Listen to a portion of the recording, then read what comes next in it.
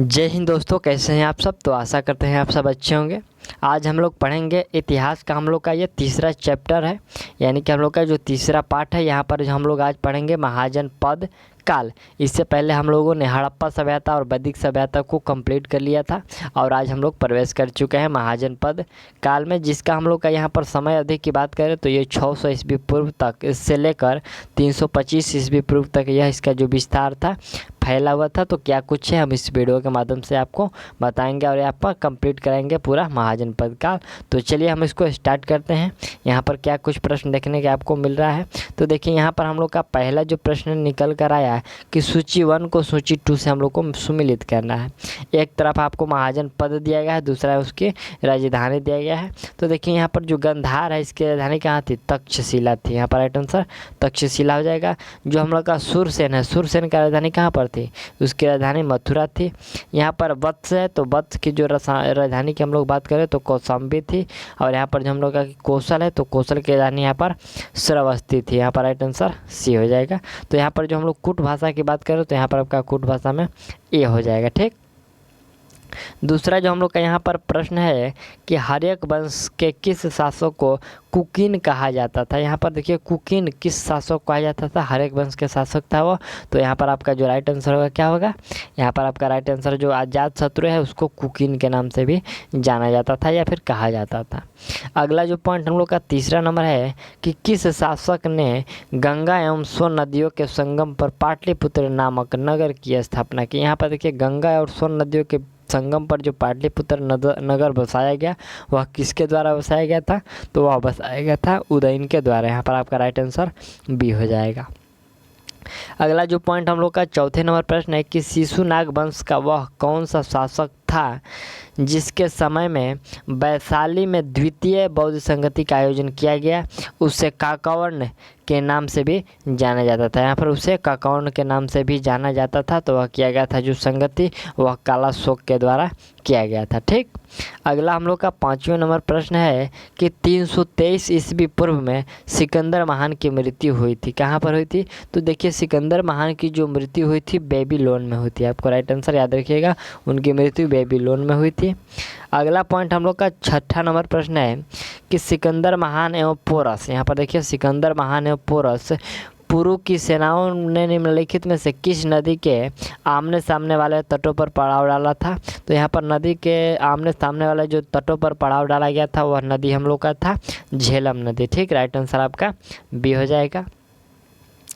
अगला जो पॉइंट हम लोग का 7वें नंबर प्रश्न है कि किस प्रकार का मृद भांड यानी कि पॉटरी भारत में द्वितीय नगरीकरण शहरीकरण के प्रारंभ का यह प्रतीक माना जाता है? यहाँ पर जो शहरीकरण या नगरीकरण के प्रारंभ का जो प्रतीक माना जाता है तो वह माना जाता है उत्तरी काले पालिशकृत बर्तन। यहाँ पर देखिए उत्तरी काले जो पालिशकृत बर्तन है उसी को यहाँ पर मृद भांड के नाम से जानते हैं। उससे आपका राइट आंसर सी हो जाएगा। यह उत्तरी काले, यहाँ पर उत्तरी काले जो पालिशकृत यानी कि पॉलिश किया हुआ बर्तन काले रंग से, उसको मृद भांड के नाम से यहाँ पर जो पहले जाना जाता था। ठीक।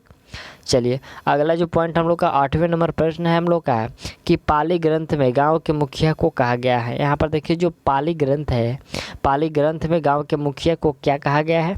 तो बिल्कुल वह कहा गया था उस समय भोजक या फिर ग्राम भोजक कहते थे। पाली ग्राम ग्रंथों में यहाँ पर पाली जो है ग्रंथ है, इसमें गांव के मुखिया को भोजक या फिर ग्राम भोजक कहा गया है। अगला पॉइंट की हम लोग बात करें 9 नंबर प्रश्न है कि उज्जैन का प्राचीन नाम था। तो देखिए उज्जैन का जो प्राचीन नाम था वह अवंतिका था। ठीक है, आपको राइट आंसर याद रखिएगा, यह अवंतिका था। 10 नंबर जो प्रश्न हम लोग का है कि नंद वंश का संस्थापक कौन था? यहाँ पर नंद वंश के संस्थापक की बात हो रही तो उस समय उसका संस्थापक हम लोग था यहाँ पर महापदनंद था। ठीक। यहाँ पर महापदनंद उसके संस्थापक थे। अगला जो पॉइंट हम लोग का 11वें नंबर प्रश्न है कि ग्रीक यूनान लेखकों के द्वारा किसे अग्रमिज यानी कि जेंड्रिमिज कहा गया है? यहाँ पर अग्रमिज या फिर जेंड्रमिज किसको कहा गया है ग्रीक यूनान लेखकों में? तो उसको कहा गया है यहाँ पर देखिए घनानंद को कहा गया है। यहाँ पर राइट आंसर डी हो जाएगा। अगला पॉइंट हम लोग का 12 नंबर प्रश्न है कि प्राचीन भारत में पहला विदेशी आक्रमण किसके द्वारा किया गया? देखिए जो पहला विदेशी आक्रमण है वह किया गया था ईरानियों के द्वारा। यहाँ पर राइट आंसर ये हो जाएगा। अगला पॉइंट हम लोग का 13वें नंबर प्रश्न है कि प्राचीन भारत में दूसरा विदेशी आक्रमण एवं पहला यूरोपीय आक्रमण किसके द्वारा किया गया। देखिए यहाँ पर हम लोग क्या बात पूछा गया है कि पहला, यहाँ पर दूसरा विदेशी आक्रमण और पहला यूरोपीय आक्रमण जो है किसके द्वारा किया गया, तो बिल्कुल यह जो किया गया था यूनानियों के द्वारा किया गया था। यहाँ पर आपका राइट आंसर बी हो जाएगा। अगला जो पॉइंट हम लोग का 14 नंबर प्रश्न है कि ईरान के यहाँ पर हखमनी, यहाँ पर देखिए ईरान के हखमनी वंश के किस शासक ने भारतीय भूभाग को जीतने के बाद उसे फारस साम्राज्य का 20वां प्रांत यानी कि छत्रपति बनाया। तो किसके द्वारा बनाया गया था, यह जो बनाया गया था यहाँ पर डेरियस, यहाँ पर दायाबाहु प्रथम, यहाँ पर दायाबाहु प्रथम यानी 1 के तहत, जिसका नाम डेरियस था, इसी के द्वारा यह बनाया गया 20वां प्रांत। ठीक। अगला जो पॉइंट हम लोग का बात करते हैं कि यहाँ पर हाई डेस्पस या विस्तृत, यहाँ पर विस्तृतता, आधुनिक नाम झेलम, यहाँ पर जो आधुनिक नाम है इसी का जो विस्तृतता का आधुनिक नाम झेलम है। झेलम का युद्ध 326 BC किन शासकों के बीच हुआ था, तो बिल्कुल ये जो हुआ था आपका सिकंदर एवं पोरस के मध्य में जो हुआ था, यह 326 का जो युद्ध हुआ था सिकंदर और पोरस के बीच। अगला जो पॉइंट हम लोग का 16वें नंबर प्रश्न है कि सिकंदर ने भारत पर कब आक्रमण किया। तो यहाँ पर सिकंदर भारत पर आक्रमण कब किया, वह किया था 326 ईस्वी पूर्व में। यहाँ पर राइट आंसर आपका ए हो जाएगा। देखिए यहाँ पर जो है यहाँ पर 326 में BC में जो सिकंदर और पोरस के मध्य युद्ध हुआ, इसमें आपका यहाँ पर सिकंदर का जीत हुई थी। ठीक। अगला जो पॉइंट हम लोग का है कि सूची 1 को सूची 2 के साथ सम्मिलित करना है हम लोग का, और यहाँ पर सूची 1 और सूची 2 दिया गया है, इसमें एक तरफ वंश दिया गया है और एक तरफ शासक। तो यहाँ पर हम लोग मिलान करना है। कैसे मिलान करना है, तो देखिए यहाँ पर हम लोग का बिंबिसार वंश है, यहाँ पर क्या है बिंबिसार शासक है, इसका जो वंश था यह हर्यक वंश था। दूसरा की बात करें हम लोग कालाशोक, तो कालाशोक जो शासक था यह शिशुनाग वंश का शासक था। और हम लोग का यहाँ पर महापद्म नंद, ये जो नंद वंश के संस्थापक थे। और ये जो फिर यहाँ पर हम लोग का बिंदुसार है, यहाँ पर बिंबिसार है, पहला में बिंबिसार है और दूसरा में हम चौथा में ये बिंदुसार है। तो ये बिंदुसार जो था मौर्य वंश के संस्थापक था। ठीक। चलिए अगला जो पॉइंट हम लोग के यहाँ पर हम लोग का 18वें नंबर प्रश्न है। प्रश्न कह रहा है कि सूची 1 को सूची 2 के साथ हम लोग को सम्मिलित करना है। यहाँ पर महाजन पद एक तरफ और एक तरफ हम लोग का आधुनिक क्षेत्र दिया गया है। ठीक। तो हम लोग मिलान करते हैं। यहाँ पर देखिए जो मगध था वह पाटना व गया जिला है। और यहाँ पर हम लोग का जो बदशाह की बात करते हैं तो ये बदशाह इलाहाबाद को कहा जाता था। और जो कौशल है, ये कौशल किसको कहा जाता था, तो बिल्कुल यहाँ पर जो कौशल कहा जाता था वह अवध को कहा जाता था। और जो अवंती यानी कि अवंतिका ये मालवा को कहा जाता था। तो इसमें आपका जो कुट भाषा में हो जाएगा वह ये हो जाएगा। ठीक। चलिए अगला हम लोग का पॉइंट 19 नंबर प्रश्न है कि मगध की प्रथम राजधानी कौन सी थी। यहाँ पर मगध की प्रथम राजधानी पूछा गया है कि कौन सी थी, तो क्या हो जाएगा, इसमें आपका राइट आंसर हो जाएगा यहाँ पर गिरिब्रज या फिर इसको राजगिरी, दोनों में से कोई कह सकते हैं। ठीक। चलिए अगला जो पॉइंट हम लोग का 20 नंबर प्रश्न है कि किस शासक के द्वारा सर्वप्रथम पाटलिपुत्र का राजधानी के रूप में चयन किया गया। यहाँ पर पाटलिपुत्र का राजधानी के रूप में जो चयन किया गया किस शासक के द्वारा किया गया, तो यह किया गया था उदयन द्वारा। ठीक। यहाँ पर राइट आंसर AC हो जाएगा। ठीक। अगला जो पॉइंट हम लोग का है कि 16 महाजन पदों की सूची उपलब्ध है। यह जो 16 महाजन पदों की सूची उपलब्ध है, यह उपलब्ध है आपको अंगुत्तर निकाय में उपलब्ध है। यहाँ पर आपको राइट आंसर क्या हो जाएगा, यहाँ पर आपको याद रखना है कि जो 16 महाजन पदों की सूची है वह कहाँ पर उपलब्ध है, तो यह अंगुत्तर निकाय में उपलब्ध है। अगला जो पॉइंट हम लोग का 22 नंबर है कि निम्नलिखित में से मगध का कौन सा राजा सिकंदर महान का समकालीन था। यहाँ पर सिकंदर महान का समकालीन कौन सा राजा था, तो यहाँ पर आपका राइट आंसर हो जाएगा जो घनानंद था वह सिकंदर महान के समकालीन था। ठीक। अगला जो पॉइंट हम लोग का 23 नंबर प्रश्न कह रहा है कि प्रथम मगध साम्राज्य का उत्कर्ष किस सदी में हुआ था। यहाँ पर किस सदी में हुआ था जो प्रथम मगध साम्राज्य का उत्कर्ष था। तो यहाँ पर देखिए इसका जो उत्कर्ष हुआ था ये 6ठी ईस्वी, यहाँ पर 6ठी शताब्दी ईस्वी पूर्व में हुआ था। यहाँ पर आपका राइट आंसर बी कर लीजिएगा। अगला जो यहाँ पर हम लोग का 24 नंबर प्रश्न कह रहा है कि सिकंदर के भारत में सफलता के निम्न कारण थे। यहाँ पर निम्न कारण में से 4 कारण इसका दिया गया है। पहला है कि भारत में तब कोई केंद्रीय सत्ता नहीं थी, दूसरा है कि उसकी सेना श्रेष्ठ प्रकार की थी, और तीसरा था कि उसे देशद्रोही भारतीय शासकों का सहयोग मिला, और चौथा है कि वह एक अच्छा प्रशासक था। तो देखिए इसमें जो आपका राइट आंसर हो जाएगा उपयुक्त में से ये जो कथन है सभी सही है। ठीक, चलिए अगला पॉइंट हम लोग 25 नंबर प्रश्न है कि सूची 1 को सूची 2 के साथ हम लोग को सुमिलित करना है। एक तरफ राजा दिया है, दूसरे तरफ राज्य दिया गया है। ठीक, तो हम लोग को यहाँ पर सुमिलित करना है। देखिए यहाँ पर हम लोग सुमिलित, यहाँ पर प्रघोत है, तो ये जो प्रघोत राजा था ये अवंती की राजधानी थी। यहाँ पर इसका जो राज्य था अवंती था।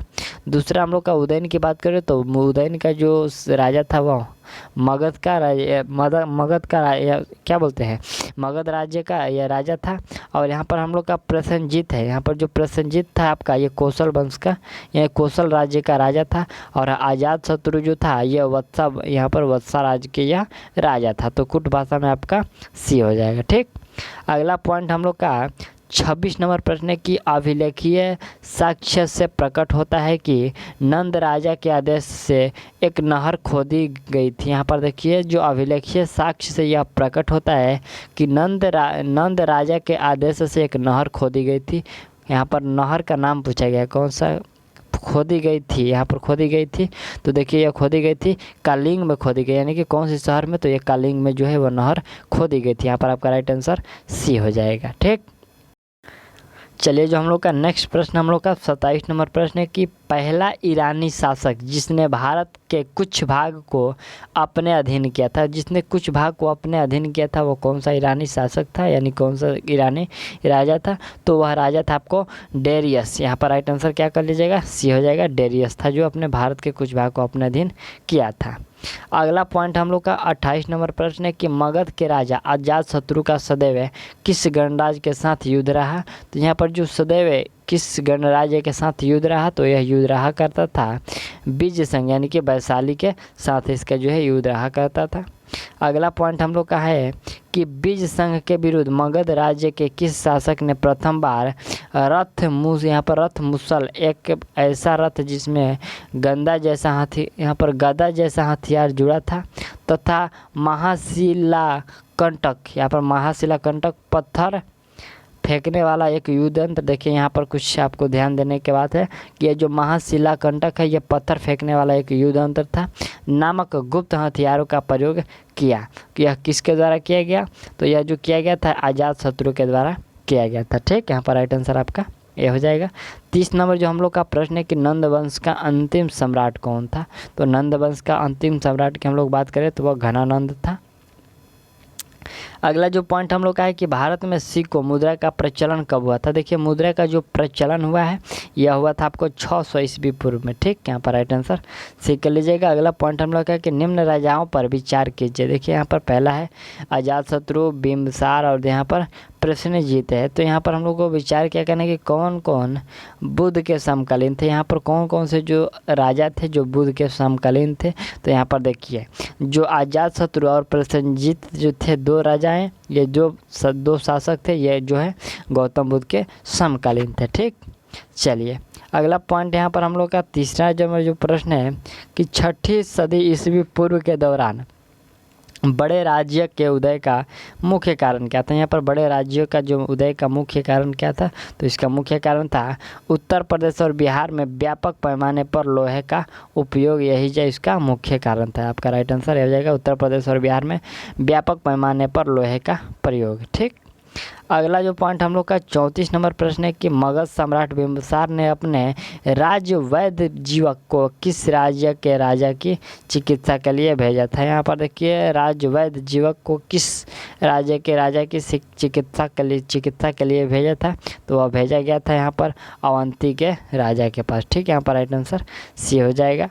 अगला जो पॉइंट हम लोग का यहाँ पर है कि किस शासक ने अवंती को जीतकर मगध का हिस्सा बना दिया। यहाँ पर अवंती को जीतकर मगध का हिस्सा बना लिया, वह कौन सा शासक है, तो वह शासक है जो शिशुनाग है। ठीक, अगला जो पॉइंट हम लोग का है कि किस मगध सम्राट ने अंग का विलय अपने राज्य में कर लिया। यहाँ पर देखिए अंग का विलय है जो अपने राज्य में कर लिया, वह किसके द्वारा किया गया, वह बिंबिसार के द्वारा किया गया। ठीक, अगला जो पॉइंट हम लोग का 37 नंबर प्रश्न है कि शिशुनाग ने किस राज्य का विलय मगध साम्राज्य में नहीं किया। यहाँ पर मगध साम्राज्य में नहीं किया, तो बिल्कुल वह नहीं किया गया था, इसमें अब काशी हो जाएगा। यहाँ पर राइट आंसर क्या हो जाएगा, काशी में वह विलय है जो नहीं किया गया।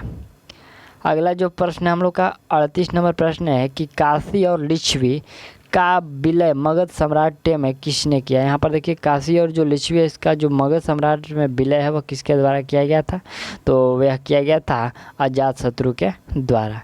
अगला पॉइंट हम लोग का 39 नंबर प्रश्न है कि मगध सम्राट के बारे में कौन सा सही नहीं है। देखिए यहाँ पर कौन सा सही नहीं है जो मगध सम्राट के बारे में, तो देखिए इनमें से कोई सही नहीं। यहाँ पर आपका राइट आंसर इनमें से कोई सही नहीं। देखिए हम लोग का 3 स्टेटमेंट दिया गया, इसको हम लोग देखते हैं। यहाँ पर पहला है कि पुराणों एवं महाकाव्यों के अनुसार इसकी स्थापना बृहद्रथ ने की। दूसरा है कि महापद्मानंद ने इसे सर्वाधिक विस्तार प्रदान किया तथा सर्व साक्षांतक एवं इकराट की उपाधि धारण की। और जो हम लोग का तीसरा है कि गृह ब्रज राजगृह पटलिपुत्र और यानी कि एवं व्यवसायिक क्रमशः इन 4 राजधानियाँ बनी। तो इनमें से जो कौन सा सही नहीं है, तो इनमें से जो कोई सही नहीं है। ठीक, चलिए यहाँ पर कौन सही नहीं है, तो इनमें से कौन यहाँ पर कोई सही नहीं है। ठीक, चलिए अगला जो पॉइंट हम लोग का 40 नंबर प्रश्न है कि सिकंदर के आक्रमण के समय उत्तर भारत का निम्नलिखित राजवंशों में से किस एक का शासन था। यहाँ पर देखिए उत्तर भारत पर निम्नलिखित राजवंशों में से किस एक का शासन था, तो यहाँ पर जो शासन था यहाँ पर आपका नंद वंश का शासन था। ठीक, अगला जो पॉइंट हम लोग का 41 नंबर निम्नलिखित में से कौन सा एक है ईसा पूर्व 6ठी सदी में परम भारत का सर्वाधिक शक्तिशाली नगर राज्य था। यहाँ पर शक्तिशाली नगर राज्य कौन सा था, तो वह था मगध। ठीक, यहाँ पर जो 6ठी ईसा पूर्व में जो हम लोग बात करें हैं, तो जो यहाँ पर जो सबसे शक्तिशाली नगर था वह मगध ही था। ठीक, अगला पॉइंट यहाँ पर हम लोग का 42 नंबर प्रश्न क्या कर रहा है कि निम्नलिखित में से कौन कौन से भारत पर ईरानी आक्रमण के प्रभाव के रूप में है, यहाँ पर प्रभाव के रूप में माना जाता है। पहला है कि खोरठी लिपि का प्रचार, अभिलेख उत्कीर्ण करने की कला का प्रचार, और यहाँ पर ईरानियों की छत्रप प्रणाली का प्रचार, और यहाँ पर 4 आकार के गुंबज की काला प्रचार, और यहाँ पर स्त्री अंगरक्षकों की नियुक्ति। तो यहाँ पर जो माना जाता है आपका, तो यहाँ पर आपका जो उपयुक्त में से सभी को यहाँ पर माना जाता है। यहाँ पर ईरानी आक्रमणों के प्रभाव को सभी को माना जाता है। यहाँ पर आपका राइट आंसर सभी हो जाएगा। अगला जो प्रश्न हम लोग का 43 नंबर प्रश्न है कि निम्न में से कौन सा एक सिकंदर के आक्रमण का प्रभाव नहीं था। यहाँ पर सिकंदर सिकंदर के आक्रमण का प्रभाव इसमें से कौन सा नहीं था, तो देखिए यहाँ पर जो उसने भारत को यूनान की रियासत बनाया, ये जो है उसके आक्रमण का प्रभाव नहीं है। यहाँ पर आपका राइट आंसर डी हो जाएगा। चलिए अगला जो पॉइंट यहाँ पर हम लोग का है कि निम्नलिखित में से किस राज्य में गणतंत्रात्मक शासन व्यवस्था नहीं थी। यहाँ पर गणतंत्रात्मक जो शासन व्यवस्था नहीं थी वो किस राज्य में, तो देखिए यहाँ पर जो मगध में गणतंत्रात्मक शासन व्यवस्था नहीं थी। अगला पॉइंट हम लोग निम्नलिखित में से किसे सेनिया, यहाँ पर किसे नियमित और अस्थायी सेना रखने वाला, यहाँ पर सेनिया जो शब्द बोला गया है, यहाँ पर जो सेनिया शब्द बोला गया है नियमित और अस्थाई सेना रखने वालों को बोला गया है।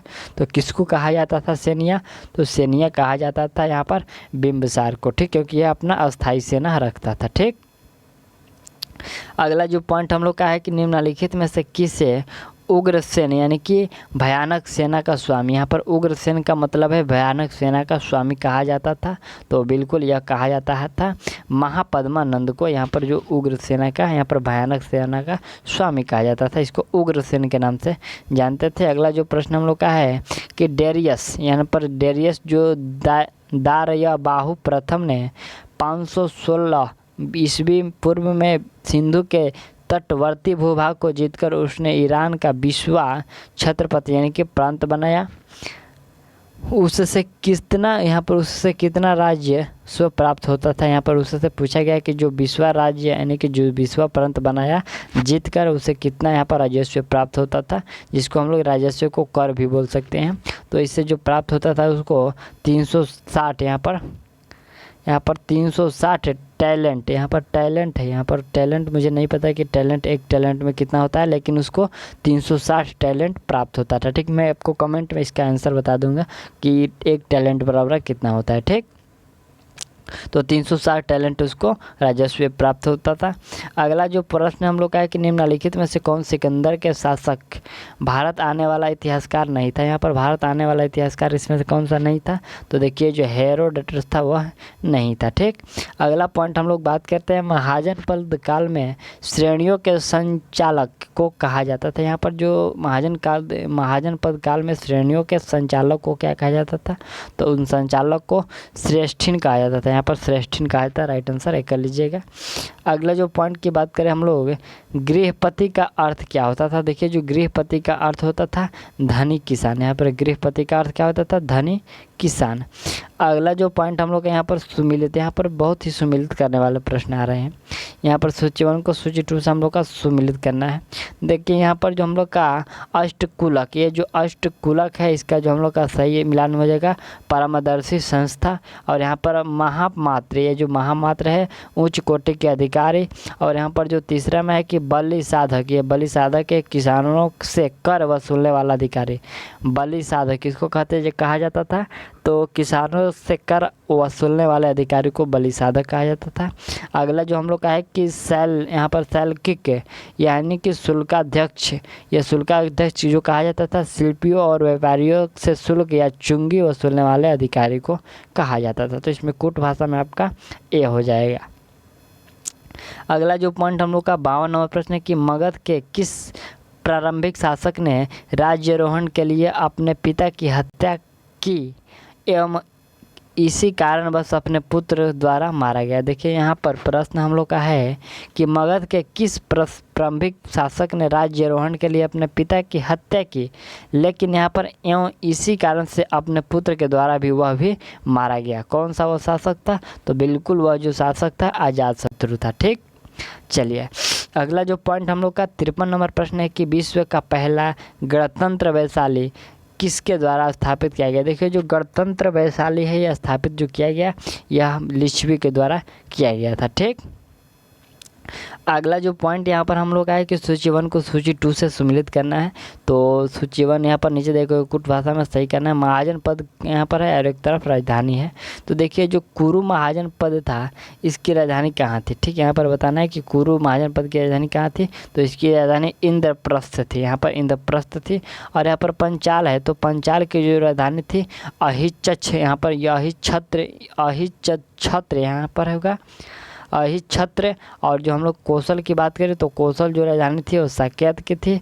और जो वत्स वो कौसंबी की थी। यहाँ पर वत्स किसकी राजधानी थी, या कौसंबी की थी। ठीक, तो यहाँ पर कुट भाषा में आपका बी हो जाएगा। ठीक, चलिए अगला जो पॉइंट यहाँ पर हम लोग का है 55 नंबर प्रश्न है हम लोग का, करें कि निम्न में से कौन एक बौद्ध ग्रंथ 16वीं महाजन पदों का उल्लेख करता है। जो बौद्ध, यहाँ पर कौन सा बौद्ध ग्रंथ है जो 16वीं महाजन पदों का उल्लेख करता है, तो यहाँ पर जो आपका अंगुत्तर निकाय है इसमें आपको 16वीं महाजन पदों का उल्लेख मिलता है। ठीक, अगला जो प्रश्न हम लोग का 56 नंबर प्रश्न है, ये अंतिम प्रश्न है, अब इसमें प्रश्न नहीं है। तो निम्नलिखित में से कौन एक मगध सम्राट की राजधानी नहीं थी। देखिए जो मगध सम्राट की राजधानी नहीं थी तो ये जो कौसंबी थी मगध सम्राट की राजधानी नहीं थी। बाकी ये जो गिरिब्रज या फिर राजगिर दोनों की है और पाटलिपुत्र तो इसकी राजधानी थी। तो यहाँ पर आपका राइट आंसर नहीं में हो जाएगा कौसंबी। तो इस प्रकार हम लोगों ने महाजन पद कंप्लीट कर लिया और यहाँ पर हम लोगों ने 56 प्रश्न को कंप्लीट किया हुआ और आशा करते हैं कि आपको ये अच्छा लगा होगा। और अगला जो हम लोग का टॉपिक है इसी में हम लोग का 2 भाग करके आएगा, उसमें आपका धार्मिक आंदोलन होगा जो आपका 6ठी से 4थी शताब्दी तक चला था। ठीक, तो हम लोग मिलते हैं अगले वीडियो में, तब तक के लिए थैंक्स।